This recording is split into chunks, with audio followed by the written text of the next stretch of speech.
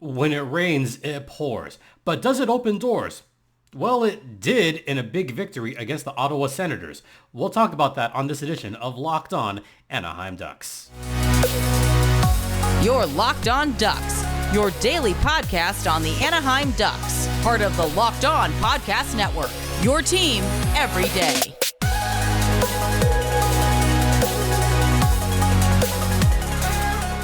Welcome to Locked On Anaheim Ducks, part of the Locked On Podcast Network. I'm your host, Jason J.D. Hernandez. I've been covering hockey for over a decade, also the PA announcer for the Coachella Valley Firebirds, and I've also covered the San Diego Gulls on Defend the Nest, among others. So, once again, thank you for making this your first listen, and thanks to you everydayers that stick around every day. Yeah, we're going to have multiple episodes today. As you may have imagined, one episode that was recorded on Wednesday came out today. This one's coming out today. We also still have Goals Thursday later tonight, so that'll be coming up pretty shortly.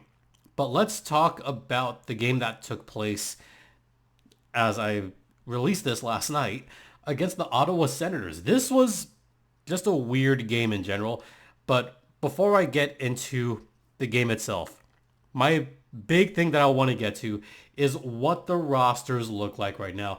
How much different it is from what we were expecting the Ducks to be at the start of this season. And folks, when I actually looked at the rosters from the beginning of the season to now, it's a big difference, folks. So I'm going to start with what the roster looked like at the start of the season, because we're going to go all the way back to October of 2023, when the Ducks had these guys as their forwards: Troy Terry, Adam Henrique, Trevor Zegras, Ryan Strome, Frank Vatrano, Brock McGinn, Mason McTavish, Max Jones, Sam Carrick, Brett Leeson, Bo Grew, Ross Johnston, and Leo Carlson. Those are the forwards. Then we get to the defensemen: Cam Fowler, Radko Gudas, Ilya Lyubushkin, Jamie Drysdale, Jackson Lacombe, Pavel Mintyukov, Urho Vakanainen, and Tristan Luneau, and of course, Gibby and Dostal. So what happened? What happened with all those guys? Well, let's go back to last night, and I'll tell you what exactly has been going on. Troy Terry, he was out with an upper body injury, so he was out. Adam Henrique, he just got traded. Trevor Zegras, he's still out. Okay, so already that first line, no one's around. Okay, how about Ryan Strome? Well, Strome played. Good. Frank Vatrano. All right, fine. Brock McGinn.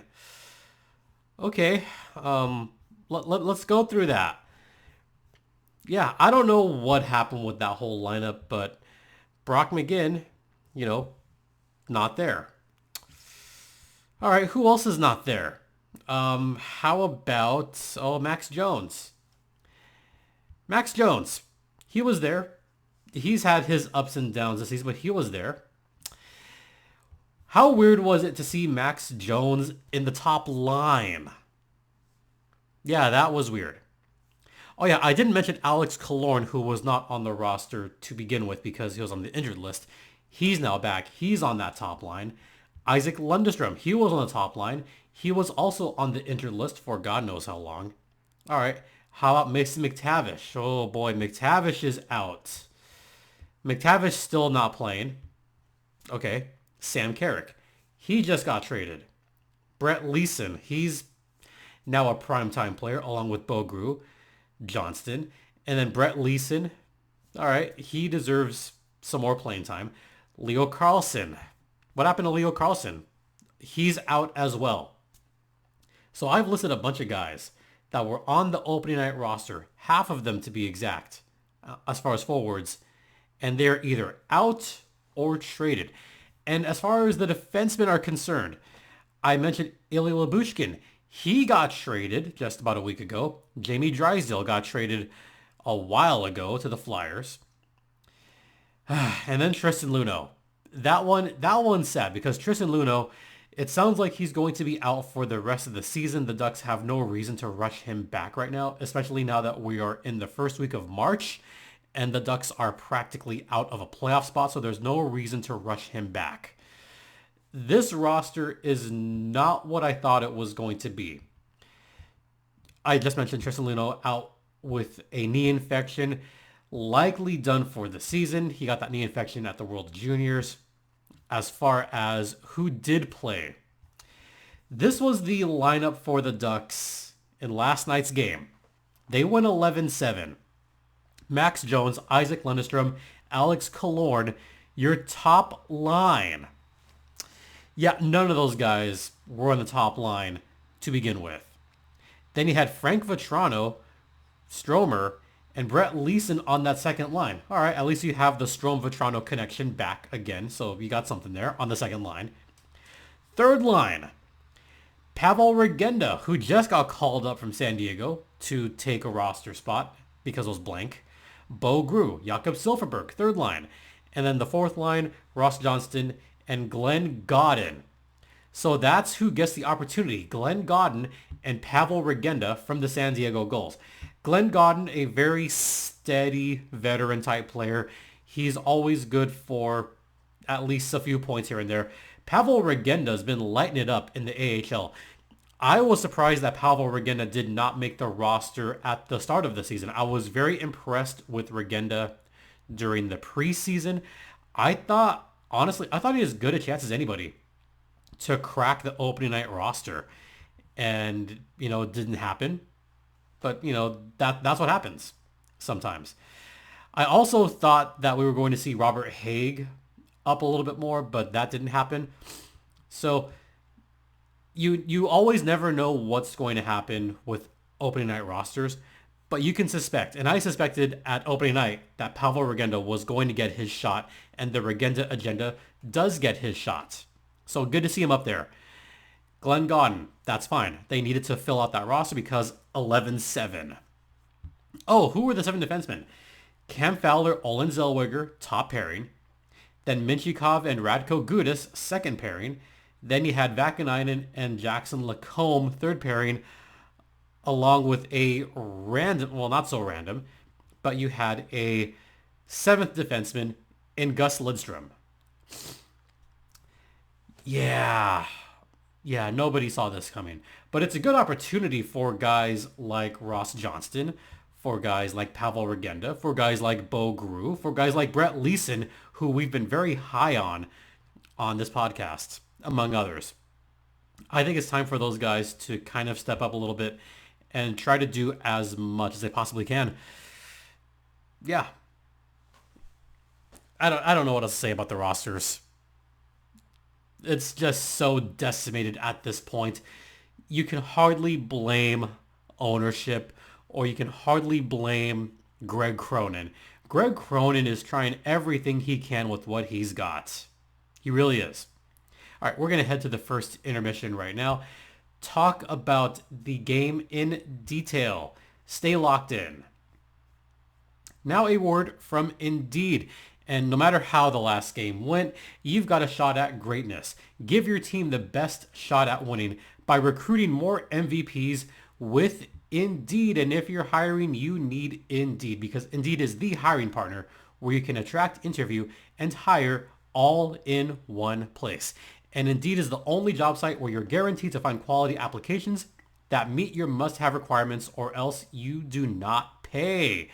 Start hiring right now with a $75 sponsored job credit to upgrade your job post at Indeed.com/lockedon.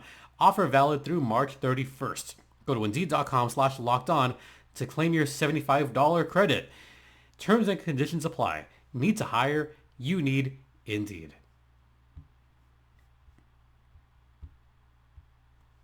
Welcome back to Locked On Anaheim Ducks, part of the Locked On Podcast Network. Once again, you're locked in with Jason J.D. Hernandez. Let's talk about this game that took place at the Pondo Wednesday night between the Sens and the Ducks. It was the battle of the tank. I know Ross and Brandon were kind of hoping for a Sens loss because they're a bunch of sickos out there. First off, the Sens sickos, y'all are a wild bunch. You're a cool bunch.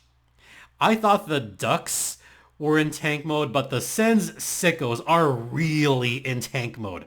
They're hoping for that number 1 spot so much. Hey, you know what? I mean, I would rather the Sens than, I don't know, the Blackhawks. None of us want the Blackhawks to get the number one overall pick again. I mean, most people are still pissed off about the Blackhawks getting the number one pick after getting a slap on the wrist with everything else that they did in the recent past. Yeah. But anyway, let's talk about the game, which was kind of boring the first period. It really was. I'm sorry, but I know Sens fans were happy to get that first goal. They outshot the Ducks 8-3. There was not a whole lot in that first period. I mean, even the shots that were allowed, there wasn't a whole lot. But you know what? I mean, it was a nice goal for what it was worth. And by that, I mean, this was not a Zub goal. This was a Mark Kastelik goal, as it turned out, on a tip. I thought it was Zub at first, but nah, not so much. Also, before the game, I just got to point out, it was raining really, really hard. I think that's partially why the internet was going out. It wasn't just me. Like, we had like a system-wide outage, which was the last straw, by the way. So it was raining really, really hard yesterday, and the roof was leaking at the pond. The roof was leaking. Yeah, that was just a catalyst for the game. I mean, a leaky roof, that's just, I mean, it seems like a sign, doesn't it? I mean, that's just been the Ducks all season long. It's a metaphor for this entire 5 years. Is you try to patch something up, you have a few leaks, you try to patch it up, and hope that it gets better. The Ducks have been doing this for the last 5 years, trying to patch something up, and it's still leaking. Their defense was leaking in the first period. The Ducks are lucky that it wasn't 2-0 or 3-0 in the first period. They were lucky it was only 1-0. And then later on, Frank Vetrano just like clanged one off the post super close to tying up the game. And then that stupid goal. That stupid goal that the Ducks had. I laughed when the Ducks tied it up 1-1 on some weird pinball, not even pinball, but some weird like doink doink. Like there was literally a double doink going to the goal. So Frank Vetrano got it towards the net, and then it went off of Sanderson and went off of Strome. So yeah, Strome wound up getting the goal, and it was 1-1 tied. But I did get a text saying, yeah, that was an own goal, and the text said Ottawa 2, Ducks 0. I'll admit, I did laugh at that a little bit. I was slightly like, oh, really? Like, you just want to tick me off, but I did have to have a little bit of a laugh there. So it was 1-1 tie game. And then the third period, after the Ducks scored, it was all Ottawa. Alex Killorn scored very early on a tip, and this was a tip from the point. So Olen Zellweger just blasted it towards the net, like just rifled it towards the net from the blue line. And then Alex Killorn got a tip on it, and that made it 2-1 Ducks early in the third. All right, they're winning. This looks really good. And then the Ducks did everything in their power to try to blow this game. They did. They got outshot a whopping 18-5 in the third period. The shot attempts were 35-12 in favor of the Sens. The high danger chances were 11-2 in favor of the Sens. And those two high danger chances for the Ducks came early in the third period. So when you really think about it, it was just complete domination on one side. And you know what happened? Lukas Dostal happened. The bakery was closed for the rest of the night. And Dostal made that happen, making spectacular save after spectacular save, a couple of in close saves, a couple where he had great extension. I mean, Dostal played a perfect, almost perfect game, except for that one goal. But even that one goal, I'm not going to fault him too much for that. That was just a great play and a great tip in from Ottawa side, but for the last, I would say last 30 minutes, Dostal played a perfect game. Perfect. Didn't allow a whole lot of juicy rebounds. Didn't allow himself to, get beat and have to make super spectacular. Like, he made great saves. He made spectacular saves, but nothing where he was completely out of position. Nothing like that. I would say he was controlled in his spectacular saves. Does that make sense, Ducks fans? That he was controlled in his great saves. Is that he was always, close to the crease. He was within his position. He was squared up. Even if he had a screen, he did everything he could to kind of look around and be ready in position. So Dostal was just brilliant. And even the Locked On Sens guys, they were like, you know what? Like, we got to admit, like, this is different. Like, Dostal, I mean, I'll actually read what they said. No, this is different. Dostal is going to be a star. You know what? You're damn right he's going to be a star. I have been saying this for the last few years. Lukas Dostal is a star. Don't forget that he was an AHL All-Star and was impressive in that. How impressive, you say? How about an MVP trophy? Yeah. Dostal has paid his dues, folks. He is here in this league to stay. And I like what they said. He's going to be a star. It was all Dostal after. That bakery was closed. Ducks won at 2-1. So hey, Ducks fans are celebrating because Dostal was amazing. Sens fans are celebrating because it helps the tank. So you know what? I mean, for what it's worth, win-win, I guess, on all counts. Because the Ducks aren't going to do worse than third. But you know what? It was a fun third period as far as Dostal was concerned. He saved their butts again. Defense was kind of non-existent for a while there. I mean, I don't know what the defense was doing sometimes. Dostal bailed them out. Again, and again, and again. All right, we're going to head to the second intermission right now. We'll talk a little bit more about this one. We'll get to that on the other side. Now a brief word from Factor Meals. Eating better is easy with Factor's great ready-to-eat meals. Every fresh, never frozen meal is chef-crafted, dietitian approved, and ready to go in just 2 minutes. And you have so many options like Calorie Smart, Protein Plus, and Keto. Also, more than 60 add-ons to help you stay fueled up and feeling good all day long. Head to factormeals.com/LockedOnNHL50 and use code LockedOnNHL50 to get half off. That's right. Use the code LockedOnNHL50 to get half off at factormeals.com/LockedOnNHL50. We're also brought to you by Robinhood. Did you know that even if you have a 401k for retirement, you can still have an IRA? Robinhood has the only IRA that gives you a 3% boost on every dollar you contribute when you subscribe to Robinhood Gold. But get this, now through April 30th, Robinhood is even boosting every single dollar you transfer from other retirement accounts with a 3% match. That's right, no cap on the 3% match. Robinhood Gold gets you the most for your retirement thanks to their IRA with a 3% match. Offers good through April 30th. Get started at robinhood.com/boost. Subscription fees apply. And now for some legal info. Investing involves risk including loss. Limitations apply to IRAs and 401ks. 3% match requires Robinhood Gold for 1 year from the date of the first 3% match. Must keep Robinhood IRA for 5 years. The 3% matching on transfers is subject to specific terms and conditions. Robinhood IRA available to U.S. customers in good standing. Robinhood Financial LLC, member SPIC, is a registered broker-dealer. Let's talk a little bit more about this last game that took place, and let's go through some of the fun numbers. And by fun numbers, I mean hockey stat cards, because that's still one of my favorite websites of all time. Lukas Dostal was by far the best player on the ice. He had a 2.16 game score. The expected goals against were 3.16, most of those coming in the third period, and he didn't allow a single one in the third. He just allowed the one. Even though his average is still below 0, he has had, I think, more good games than not.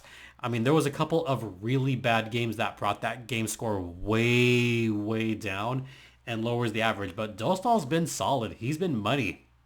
especially in games like this when the defense just leaves them high and dry. Also, Frank Vetrano and Olin Zellweger also with some very good game scores. Frankie with the 1.49, Zells with the 1.44.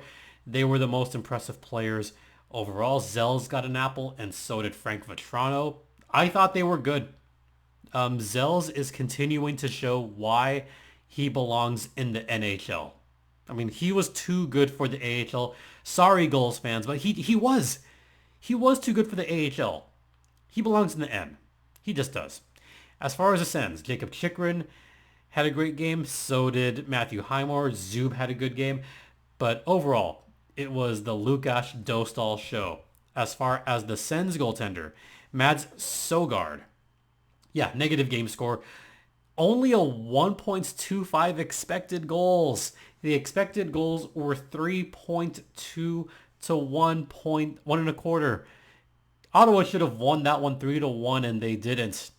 The Ducks tried to hand him a tie. They tried to hand the Sens a point, except for Dostal. Dostal didn't get the memo that the Ducks are tanking. I say this jokingly, half jokingly, but Dostal's a gamer, and when he's on it, he's completely on it. So that was great to see. As far as Natural Stat Trick has the shot attempts 71-42 in favor of the Sens.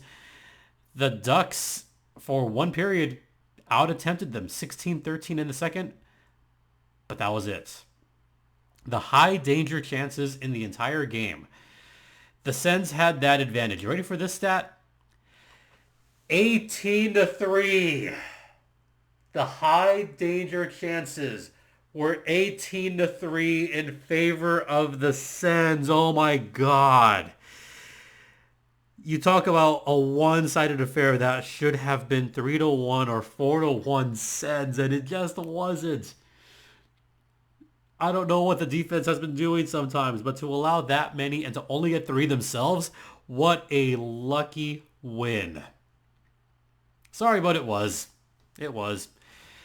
And now the Ducks look forward to the last couple dozen games, not even that many, but hey, we'll see what happens later on this week.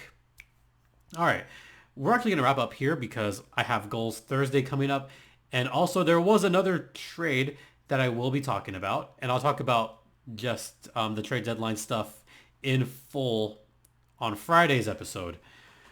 But we have Goals Thursday. We got to talk about that game against the Coachella Valley Firebirds. That was surprising, folks. All right.